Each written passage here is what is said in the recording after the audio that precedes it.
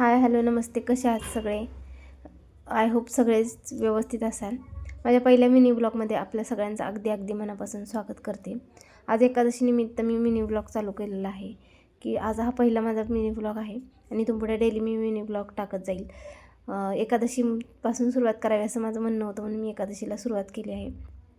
तर एकादशीच्या दिवसाची सुरुवात देवपूजापासून चालू झाली आणि इकडे देवपूजा केलं तर मग पुढं सगळी कामं व्यवस्थित आणि घरामध्ये वातावरण पण छान राहतं, म्हणून पहिलं तर देवपूजा करून घेतली.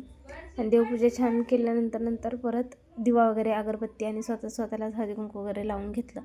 आणि दिवा अगरबत्ती करून झाल्यानंतर कानाला आवाज देऊन देवाला नमस्कार करायला सांगितलं. तर कानाला आवडतं देवाला नमस्कार करायला आणि कानात छान असा नमस्कार पण करतो आणि त्याला आवडतं. सगळ्यांच्या पाया पडतो, तुळशीच्या पण पाया तो पडून घेतो.